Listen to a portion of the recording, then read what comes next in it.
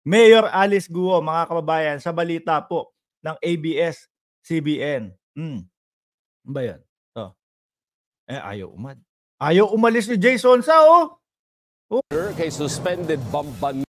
Pasensya na po doon sa mga kumakain kung yung pambungad natin na litrato po kayo ay nako, hindi ba kayo naduwal? Anyway mga bossing, ito po balita ng ABS-CBN, mga kababayan. Hinala ko, sa tingin ko, nagtatago na to. Si Alice Go. Mga kababayan. Hindi na to lilitaw po, mga bossing. Bakit? Nasa linya ng tropahan ng mga DDS po yan, mga kababayan Kape. Anyway, pakinggan po natin. Tatanggalin ko na tong video na to para hindi tayo ma-copyright ng ABS-CBN. Arrest order. Ano daw po? Iusog natin konti. Yan. Bamban Mayor Alice Go at 6 na iba pa. Pero naaresto na ang dating accountant ng alkalde. Live mula sa Bamban Tarlac ng Papatrol. Naaresto na daw po yung si Nancy Gamo na kanyang accountant po. Nasa oblo na. Nasa oblo na ng Senado po. Susunod si Mayor Alice Go na dapat pakinggan natin. Jeffrey Hernaiz. Jeff, dyan ba sa sinasabing farm sa Bamban ni Mayor Go isinilbi yung arrest order? Sa farm ba? Ayan ba yung farm, yung nasa likod po, mga kababayan? Hinahanap na po Pinuntahan na po kung saan-saan si Mayor Alice Guo pero hindi ho makita. Hindi ho matagpuan, mga kababayan.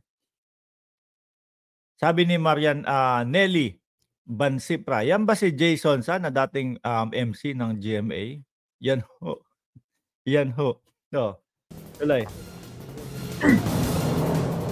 Tama ka, Alvin. Dito nga isinilbi ito nga arrest order kahapon. Ito yung sinasabi nga farm ni Mayor Alice Go kung saan siya lumaki at nag-homeschool. Batay na rin. Ayan po, mga kababayan. Yung farm na sinasabi ni Mayor Alice Guo na sinasabi niyang diyan siya lumaki at diyan siya nag-homeschool, which is ang katotohanan po, mga boss, Chief Amo, sir, ka-eskwela pala ni Senator Win Gatchalian, itong si Alice Guo po, mga kababayan. So, ibig sabihin, si Teacher Rubilin ay hindi existed at hindi totoo. Ibig sabihin po, hindi din siya nag-homeschool, mga kababayan, at hindi din siya lumaki sa farm dahil wala pong farm sa Valenzuela. Sabi po, Valenzuela yung school, di ba? Tama ako. Sa kanyang testimonya noon sa Senado, pinapalibutan ito, Alvin, ng mataas na bakod at sa labas may nakalagay na biosecurity warning. Yan, bawal pumasok. Yun, kumbaga para hindi maapektuhan yung mga animal. Biosecurity warning para hindi mahawaan o hindi makahawa ng sakit yung mga animals doon sa loob po. Nandiyan kaya si Jason sa loob? So, pero ako mga kababayan, ang tingin ko po dyan sa mga paskil na yan, para lang po hindi pumasok, mga bossing, yung mga otoridad para iserve yung warrant sa kanila. Tuloy na ho natin. Alas 12 ng tanghali nitong Sabado nang subukang hihain ang arrest order ng mga tauhan ng Senate Sergeant at Arms laban sa suspendidong si Mayor Alice Go sa QJJ Farm sa Bamban Tarlac. Sinuyod ng grupo ng OSAA at PNP ang lugar pero hindi natagpuan ng alkalde. Bukod sa Bamban, nagpunta rin ang mga tauhan ng OSAA sa Marilao, Bulacan at sa isang pub. Biruin nyo, mga bossing, naglabas na ang Senate o ibinalita na ng Senate na pinirmahan na ni Senate President Chis Escudero yung pagpapa-aresto dito kay Alice Guo, mga bossing.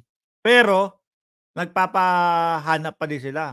Hindi pa sila, yung kumbaga, sabi ng mga lawyer, makikipagtulungan kami sa inyo, Senado. Di ho ba? Pero, ano ginagawa nila? Pinapahirapan po nila. So, wala talagang plano itong mga to na lumabas, lumitaw, at umattend pa ho sa Senado. Bakit? Sa umpisa pa lang po, mga bossing, halata na si Mayora Sa umpisa pa lang po, mga kababayan, puros kasinungalingan na po yung kanyang mga pinagsasabi. Simula sa farm, simula doon sa homeschool, wala na pong katotohanan yung mga yun eh. O siguro po, dahil ramdam na nila at alam na nila na mukha ho talagang ma-ooblo si Mayora at yung iba pa yatang magiging kaso niyan eh walang bail. Kaya, ano ang solusyon? Tago. Ikaw, tayo po mga kababayan, common sense na lang po yun eh, no? Nai-announce na, ibinalita na, panigurado ako, pinadala na din ng hindi yun yung warrant eh, hindi pa nabibigay. Pero naibalita na ikaw ay pinapahanap na, pinapaaresto na. Bakit hindi ka pa pumunta? Bakit hindi ka pa magkusa na ikaw ang sumuko? At kahit saan pong lugar kung saan pwedeng matagpuan etong si Alice Guo, hindi po makita mga kababayan. Ano iisipin ng taong bayan doon? Di nagtatago na. Pabrika ng tela sa Valenzuela. Pero bigo rin silang mahanap ang mga kapatid ni Mayor Go na sina Wesley, Sheila at Chimen. Hindi rin sila pinapasok sa compound. May pumunta po dito ma'am, pero yung nahanap nila wala po dito sa loob. Kung maintindihan yung ma'am, kasi Chinese po ata yun. Inilabas ang arrest order ng Senado matapos hindi sumipot sa pagdinig si Go. Ayan na po mga kababayan, yung arrest order ng Senado. Simula po kay Kibuloy, simula po kaila Tebes, Kibuloy, sino pa?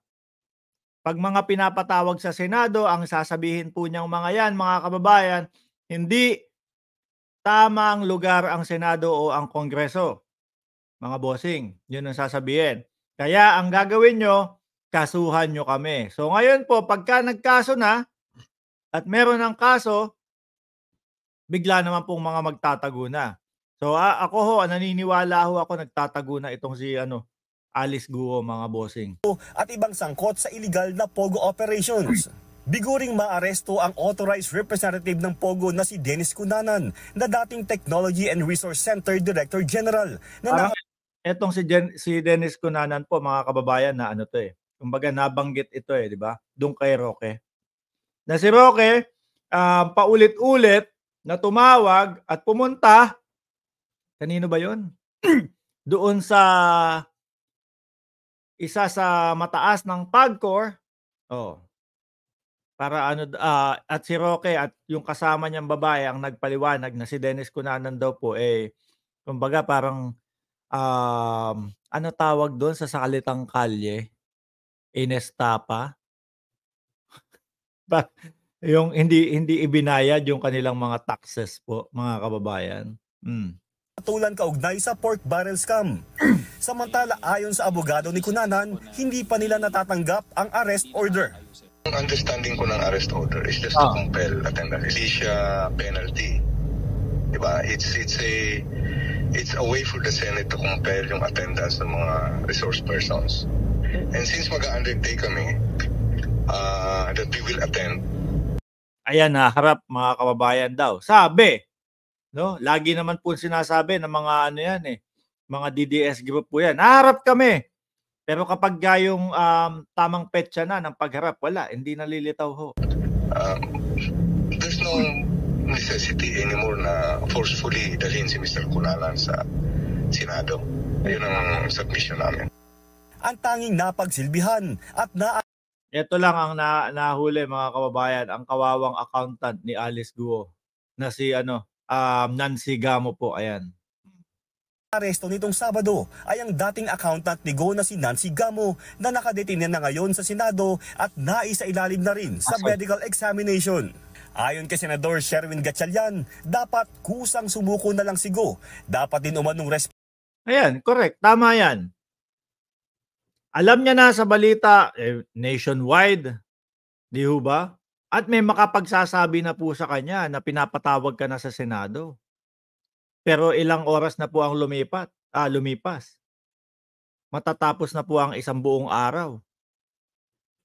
Lalagpas na ang 24 oras hindi pa di sumusuko o hindi pa di nagpapakita o nagsusurrender si Alice Go. So ano isipin po natin doon mga kababayan? Wala nang balak magpakita, magtatago na. Dapat nag-voluntary surrender na lang siya. I'm sure alam niya na may arrest order siya. Respetuhin niya ang batas. Correct. Di ba? Iyari kayo dito. Petuhin ng alkalde ang batas. Sinubukan ng news team na kontakin ang kampo ni Go ngayong araw pero hindi ito sumasagot sa aming mga tawag. Pero bago ito, sinabi ng legal counsel ni Go na si Attorney Nicole Hamila na makikipagtulungan sila.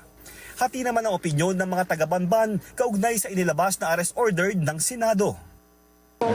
Kailangan talagang ma-arresto siya. Pero para sa amin, hindi man dapat yun kasi talagang mabuti siyang tao. Kasalanan niya, hindi siya nag-a-attend. Kung mag-a-attend ka, walang problema. Yung mga taga-Banban din po, mga kababayan, gusto nilang malaman kung ano yung katotohanan. Di ba? Pero yung pag hindi siya talaga umattend dyan, at tuluyan ng nagtago, ibig sabihin 100% nasa pool ng Senado ng Pilipinas yung kanilang mga pinaggagawa po, mga bossing.